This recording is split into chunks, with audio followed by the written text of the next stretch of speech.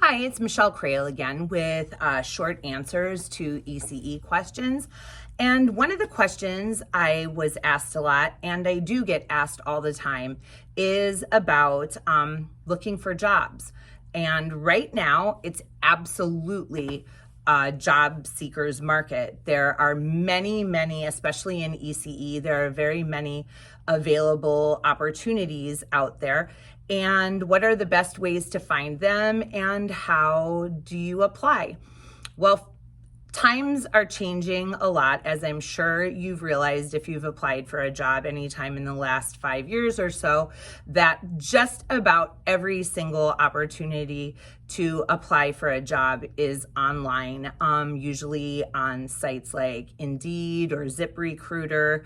There's also specific sites for early childhood like the NAEYC website, and sometimes sites that are directly for places of education like the community college district or universities. But you generally are putting your application and your resume through electronically. I used to, prior to COVID, prior to the pandemic, the Mission College Child Development Department would put on a day-long Saturday conference, and we'd have all kinds of workshops, and one of the workshops would be resume writing and interview skills. And in that time, we talked a lot about applying for job opportunities in early childhood specific. So some things I wanted to really point out that are very important are, when you're looking for a job in early childhood, to have a good cover letter prepared. Have a cover letter prepared that's specific to early childhood, and also preferably specific to the job that you are applying for. People sometimes have a general cover letter that's so general that you can't tell necessarily where their experience lies, and it becomes somewhat obvious that they're looking for any job possible instead of the job maybe specifically that you're offering. If it's a job for an early childhood classroom aide, say that you are interested in that job and what types of education and experience that you bring to the table, and a little bit about yourself in that cover letter, rather than just having a cover letter saying that you're looking for a job, something very general. I receive through when we have been hiring applicants that send through cover letters that are apparent that they just applied for a job, let's say as a IT person, and then they sent the same cover letter applying for a job in the classroom, and immediately I just disregard it because I realize that they're applying for any and every job with that cover letter that is not specific to that job. Also, when you have your resume completed, I always recommend that you have at least 2 other sets of eyes other than your own to look at your resume, because sometimes people have no idea why they're not getting a call back, and it could be for a simple reason of a misspelling that you didn't notice right in the objective subject line of your resume. And maybe you have an awesome resume, but that misspelling is just not getting you noticed and is getting people to not take your resume seriously. So before you upload your resume to Indeed, or before you send it off to the school district, make sure that your resume has been looked at by at least 2 other people, and have it proofread to make sure that it doesn't have any sometimes very simple errors that are stopping you from potentially getting hired. Also, as I know, for people who are completing their practicum or their student teaching right now in the community college district, and perhaps that's how you've come upon these videos, having your portfolio. And I am holding my portfolio that I honestly have had since 1999.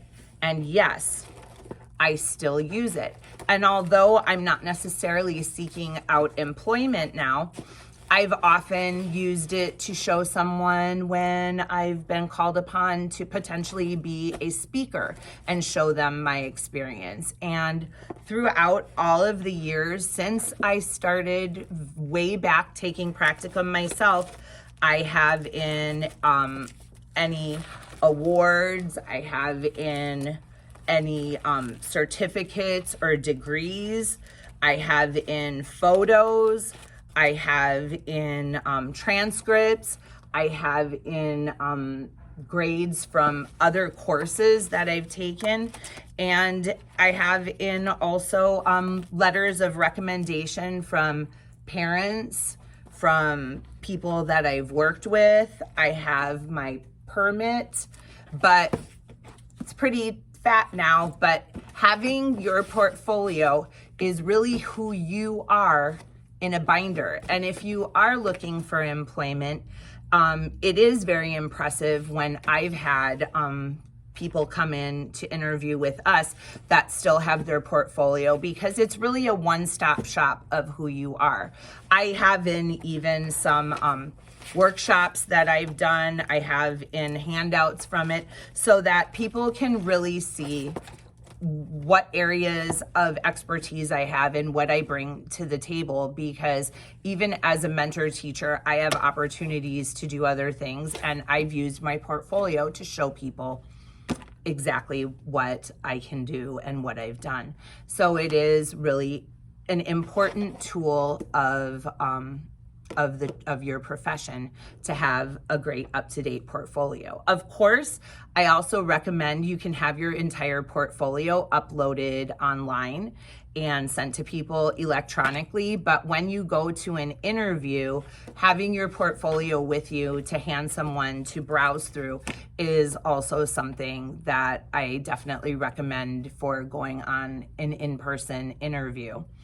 I also share my portfolio with my students so they can look in and see what kinds of things that I've put in it over the years.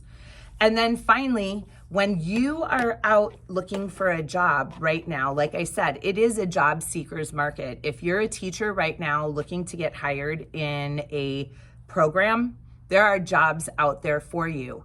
Look for a job that fits your own personal philosophy. In the beginning of my portfolio, I have my philosophy. And you want to be at a program, at a school that fits most closely with your own personal philosophy about how children learn. If you would not feel comfortable in a very progressive program to start out with, then know which kind of program is or is not for you. Personally, I think there's something to be learned from any type of program, but you also want to be happy where you go to work, and you also want to feel the most comfortable. So asking those kinds of questions. Is it the type of job where you have an opportunity to move up? If it's just one school on its own, the opportunity to move up the position may be the director's position, and that's it. If you have an interest in potentially becoming an administrator in the next position that you're looking for, and there is only one administrative position, it might not be the right type of program for you. But a multi-site program that has lots of opportunities for supervisors, directors, for head teachers, there may be opportunities to move up or leadership in more than one location. So thinking about the type of program that you'd most like to work in is just as important as them looking at you. You are also interviewing the program. Finding out things like what their ratios are, how many teachers you'd work with in a classroom. You ask those questions that you want to know and that you would feel most comfortable working in those types of conditions or programs. There's so many types of programs out there. There's public programs, there's private programs, there's private nonprofit, there are private for-profit programs, there are religious programs. So Also, something that may appear to be very obvious or not appear very obvious. Ask questions like, for example, I work in a school called the Nursery. We're housed in the Sherman Oaks United Methodist Church. People have come to do practicum at my school or even come on job interviews and assumed that we are a religious program, but we aren't. We just rent space from the school. So just because you see the address in a church, the program might not be religious, and just because the address is in a home may not mean that it is not religious. So making sure that you're aware of exactly the type of program that it is where you're interviewing before you go is really important, because maybe it doesn't even match something that you feel that you'd be really interested in.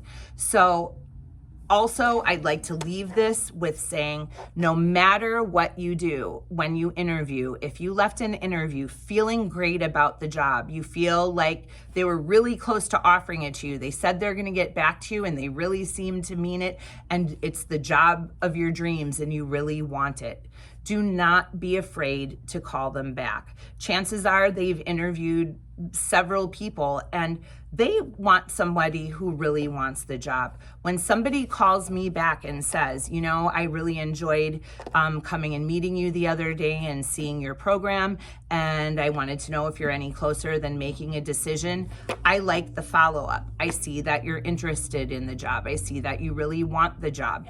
And feel free to even, I always tell people, it's old-fashioned, but it's also very impressive.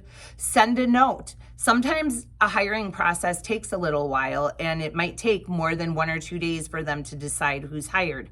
Go home, write a thank you note, and drop it in the mail. You want to impress me. If I get a thank you note for meeting myself and our director, or for coming and visiting our classroom in the mail, it's going to go so far, because some of those soft skills are getting lost nowadays in these days of tech speak and so much technology that people don't necessarily know how to act in person or use excellent manners. And I'm telling you, it will go a long way, especially in our industry, which is so people oriented.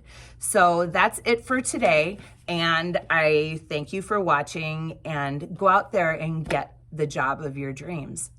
I'll talk to you soon.